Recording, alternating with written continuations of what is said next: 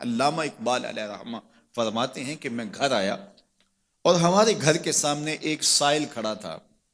سائل چوں قضائے مبرم ہے، جس طرح قضائے مبرم ہوتی ہے، ٹلتی نہیں ہے، اس طرح وہ ٹلنے والا ہی نہیں تھا. میں نے اس کو لا کہا بابا چلا جا معاف کر، لیکن وہ ضد کر کے گھر کے دروازے کے اوپر کھڑا تھا. میں لاؤبالی کی عمر تھی تو سکول سے آیا تھا، میرے ہاتھ میں چھوٹی سی چھڑی تھی تو میں نے اس کے کاسے کے اوپر ماری تو وہ کاسا ٹوٹ کے گر گیا اور اس کے اندر جو سارے دن کی ریزگاری جمع کی تھی وہ بھی بکھر گئی. تو کہتے ہیں کہ وہ ریزگاری اکٹھی کرنے لگا اور میرے والد شیخ نور محمد اندر سے کہیں دیکھ رہے تھے تو وہ باہر آئے. انہوں نے وہ ریزگاری اکٹھی کر کے اس کو دی اور اس کو اور پیسے دیے اور اس سے معذرت کی اور اس کو رخصت کیا اور مجھے بازو سے پکڑ کے اندر لے گئے. اقبال کہتے ہیں میں نے ساری زندگی اپنے والد گرامی کو یوں بلک بلک کے روتے نہیں دیکھا تھا.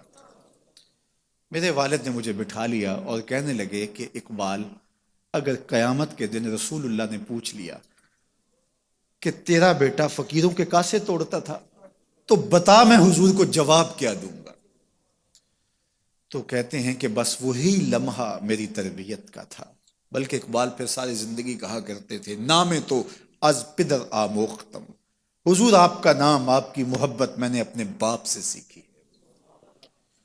یعنی حضور کا سامنا کیسے کروں گا.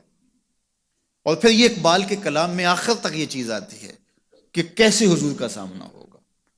تو غنی ازہر دو عالم من فقیر، روز محشر عذرہائے من پذیر، گر تمی بینی حسابم ناگزیر، از نگاہ مصطفیٰ پنہا بگیر. اقبال بھی پھر آخر میں دعا کرتے ہوئے اللہ کی بارگاہ میں عرض گزار ہوتا ہے مالک تو غنی ہے، میں تیرا فقیر بندہ ہوں، تو مجھے یوں ہی معاف کر دے، میرا حساب نہ لینا. لیکن اگر میرا حساب لینا بڑا ضروری بھی ہوا تو یہ مہربانی کرنا حضور کے سامنے نہ لینا، میں حضور کو کیا منہ دکھاؤں گا. تو یہ فکر ملی کہاں سے؟ یہ باپ کی تربیت سے ملی، یہ ماں کی آغوش سے ملی.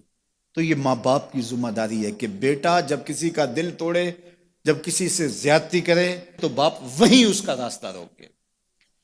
اور ایک فقیر کا لا ابالی پن کے اندر کاسا توڑ دیا اور باپ نے پھر ایسی تربیت کی کہ اقبال ساری زندگی لوگوں کے دل جوڑتا رہا، ساری زندگی بتاتا رہا کہ انسان کی اصل صورت کیا ہوتی ہے. دل نہیں شاعر کا ہے کیفیتوں کی رستخیز، کیا بتاؤں کہ درون سینہ کیا رکھتا ہوں میں، در غم دیگر بسوزو دیگر آرا ہم بسوز، گفت مت روشن حدیث گر توانی دار ہوش، کہہ گئے ہیں شاعری جزویست از پیغمبری، ہاں سنا دے پڑھ کے ان کو پیغام سروش. وہ کہتا ہے دوسروں کے غم میں جلنا اور پھر اس غم کو جہان میں پھیلا دینا، اسی کا نام شاعری ہے. پھر اقبال نے وکری شاعری کی، شاعر تو اور بھی ہیں لیکن اقبال کہتا ہے شاعری از مثنوی مقصود نیست، بت فروشی بت گری مقصود نیست، کشتائے انداز ملا جامیم، نظم و نثر او علاج خامیم. وہ کہتا ہے کہ میں یہ بت نہیں بنا رہا کہ یہ غزلیں تراش کے اور یہ نظمیں تراش کے لوگوں سے داد وصول کرو. بلکہ کسی نے اقبال کو کہا یار کوئی غزل تو سناؤ، تو اقبال رو پڑا، کہا حضور میں اپنے شعروں کی داد قیامت کے دن آپ سے ہی لوں گا.